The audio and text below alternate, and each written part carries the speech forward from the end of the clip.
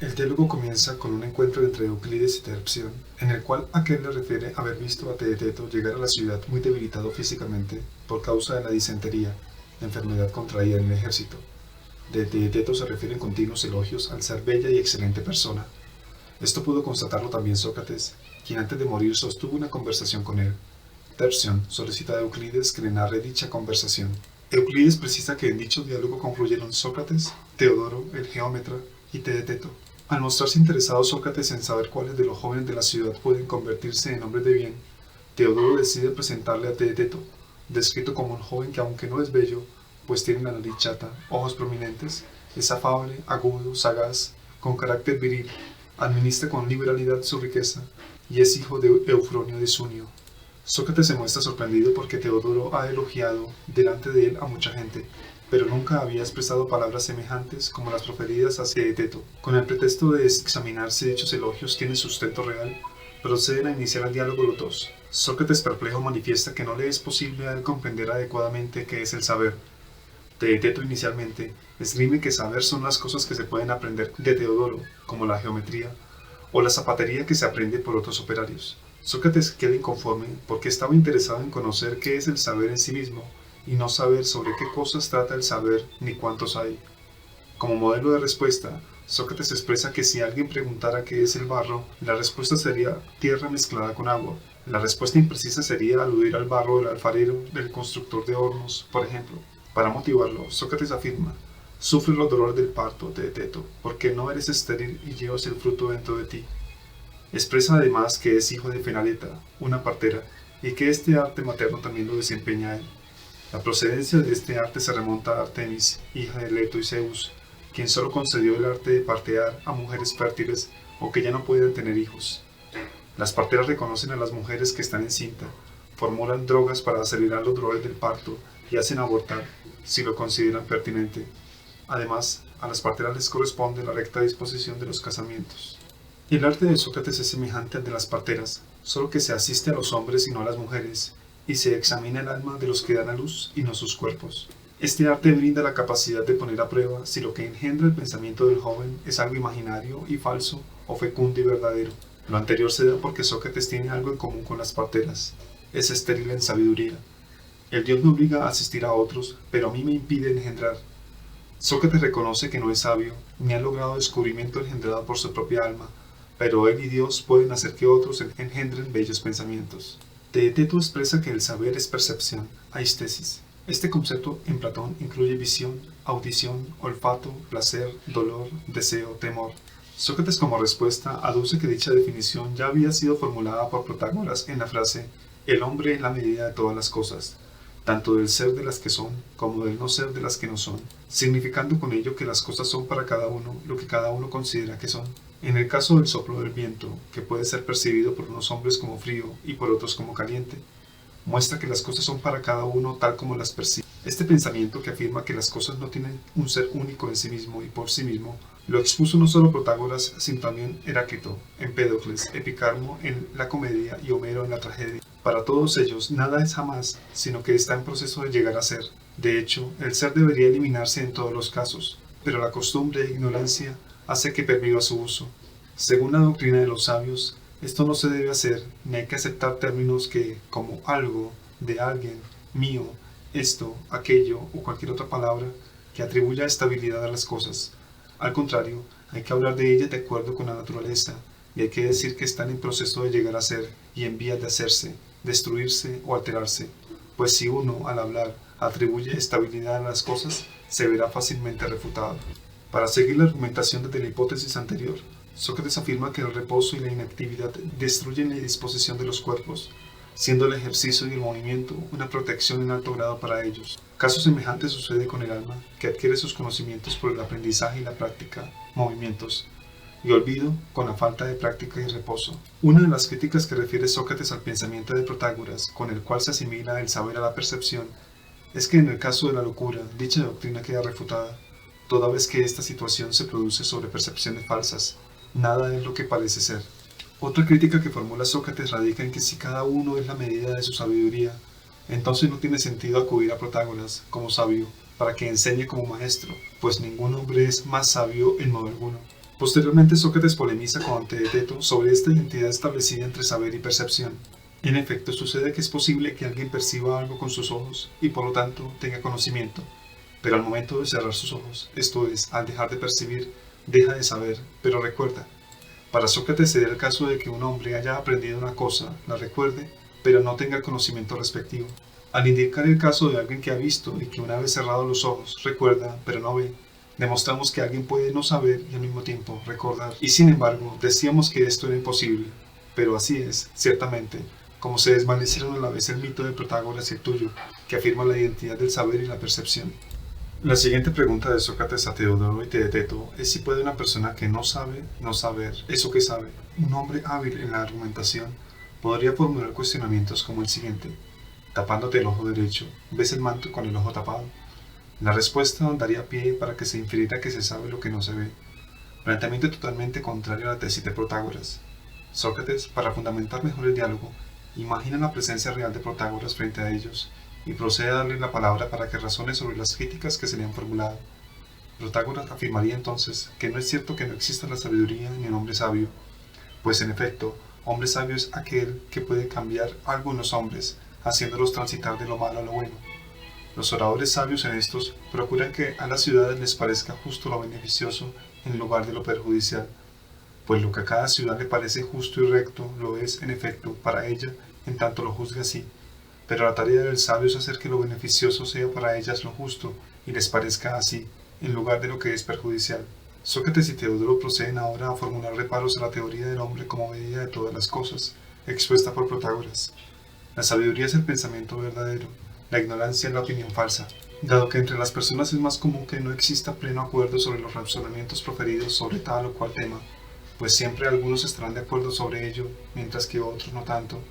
Por lo anterior, si todos los hombres opinan lo que es, entonces debería admitirse como verdadera la opinión de aquellos que razonan diferente.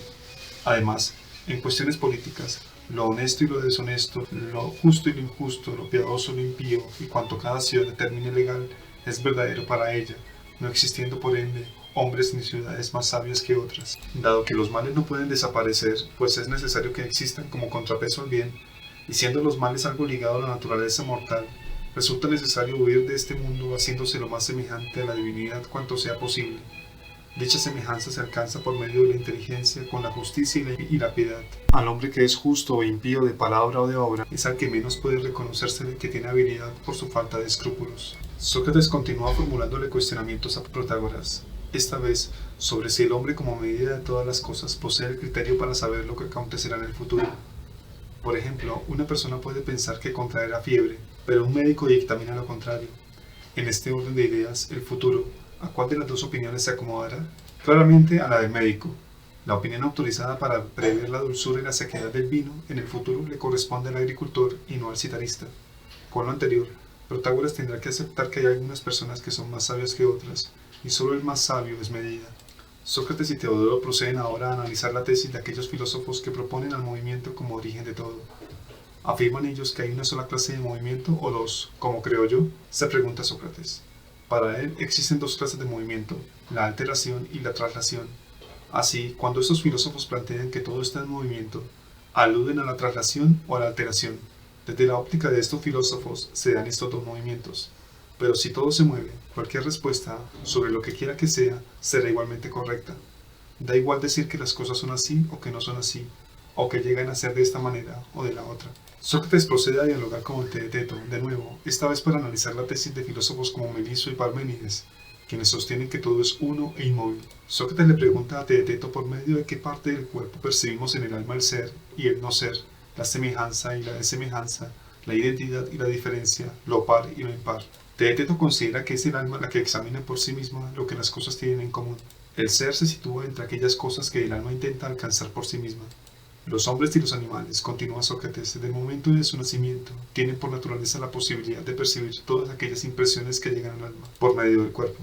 Pero las reflexiones acerca de estas, en relación con su ser y utilidad, solo llegan con dificultad y con el curso del tiempo. Por lo tanto, el saber no radica en nuestras impresiones, sino en el razonamiento que hacemos acerca de estas. Sócrates cuestiona de nuevo a Teeteto sobre qué es el saber.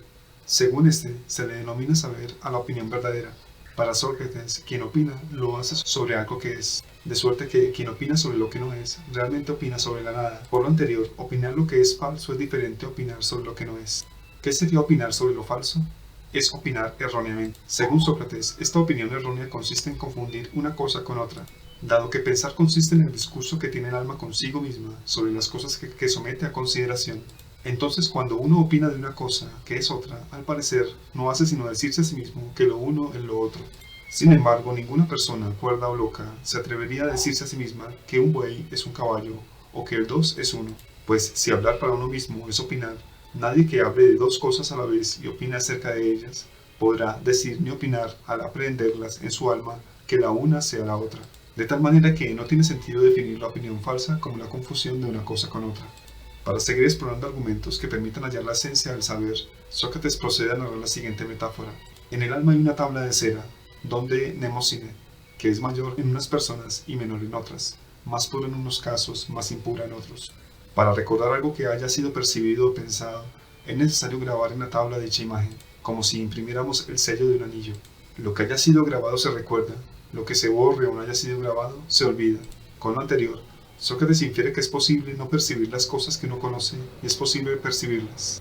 Ilustra el anterior razonamiento con estos ejemplos concretos. Si Sócrates conoce a Teodoro y Teeteto, pero no ve ni a uno ni a otro, ni tiene ninguna otra percepción en relación con ellos, nunca podrá opinar para sí mismo que Teeteto sea Teodoro. Si yo conozco a uno de ustedes y al otro no, pero no percibo a ninguno de los dos, tampoco podré confundir nunca al que conozco con el que no conozco. El tercer caso era que si no conozco ni percibo a ninguno de los dos, no podré confundir a uno que no conozco con cualquier otro de los que no tengo conocimiento alguno. ¿En qué consiste entonces la opinión falsa? Uno conoce a ambas personas y las está viendo, o posee cualquier otra percepción de ellas, pero no puede poner las señales correspondientes a los dos en relación con la percepción de cada uno, sino que se desvía del blanco como un mal arquero y yerra, que es justamente lo que recibe también la denominación de falsedad. Así, la opinión falsa consiste en una discrepancia entre pensamiento y percepción. En algunas personas, la cera de la tabla es abundante, profunda y lisa. Estas personas tienen facilidad para aprender, tienen buena memoria y sus opiniones son verdaderas. Las personas con cera blanda, por su parte, aprenden con facilidad, pero son olvidadizas. Tampoco son nítidas las percepciones de aquellos con cera húmeda. No obstante, Sócrates no está de acuerdo con la inferencia lograda toda vez que alguien podría objetarle que cuando se representen en la mente los números 5 y 7 en sí mismos, para algunas personas dicha suma dará 12, para otros 11. En este caso se estaría ante una opinión falsa que involucra solo el pensamiento, no la percepción. Al explorar otras definiciones sobre cómo es el saber, Sócrates modifica parcialmente la propuesta dada por Dionisodoro. De un saber que consiste en el hecho de tener el saber, pasa a un saber que consiste en poseer el saber. Entonces, comparando esto con la posesión y la caza de palomas, diremos que hay dos clases de caza. Una para alcanzar la posesión de algo antes de poseerlo, y otra que tiene lugar cuando ya se posee algo, para coger y tener en las manos lo que se había poseído desde tiempo atrás. No obstante, estos razonamientos no convencen a ninguno de los interlocutores, razón por la cual seguirán insistiendo en qué es el saber antes de entender en qué consiste la opinión falsa. Ante la nueva pregunta de Sócrates sobre qué es el saber, Teeteto responde nuevamente que saber es la opinión verdadera. Opinar verdaderamente es algo que está libre de error, y lo que se produce en concordancia con esto es siempre bueno y bello. No obstante, para Sócrates existe un arte que desestima esta definición, el de los oradores y abogados. Por medio de este arte ellos no enseñan, sino que persuaden, transmitiendo las opiniones que quieran. En los tribunales, los jueces emiten sus juicios con base en la opinión verdadera que han alcanzado a partir de la persuasión, toda vez que ellos juzgan las cosas de oídas, sin haberlas presenciado. Por ello los jueces emiten juicios sin el saber. Teeteto ofrece aún una precisión a la anterior definición. Una opinión verdadera acompañada de explicación es saber. La que carece de explicación queda fuera del saber. Para sopesar esta definición, Sócrates y Teeteto validan la afirmación según la cual las sílabas tienen explicación, pero las letras no. Es posible, por ende, explicar la sílaba so del nombre Sócrates, pero no la letra S, pues es un elemento, por lo mismo no es compuesto. Si el compuesto es una pluralidad de elementos y un todo cuyas partes son los elementos, los compuestos han de ser tan conocibles y expresables como los elementos, dado que la totalidad de las partes parece ser lo mismo que el todo.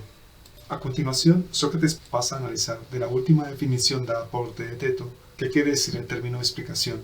Logos. Para el ateniense, esta palabra tiene tres significados. Manifestación del pensamiento por medio del sonido que se articula en verbos y nombres. Explicar sería describir cualquier cosa, elemento por elemento, pero este tipo de explicación no necesariamente debe ser llamado saber. Decir una característica por la que se diferencia el objeto en cuestión con todos los demás. Por ejemplo, en el caso del Sol, la explicación en este caso diría, es el más brillante de los cuerpos celestes que se mueven alrededor de la Tierra. En este orden de ideas, el que tenga una recta opinión sobre cualquier cosa y pueda añadirle lo que la distingue de las demás, habrá llegado a poseer el saber en una cuestión de la que anteriormente solo tenía opinión. Aún así, para Sócrates, definir el saber como la recta opinión acompañada del saber, ya sea de la diferencia o de cualquier otra cosa, no es adecuado.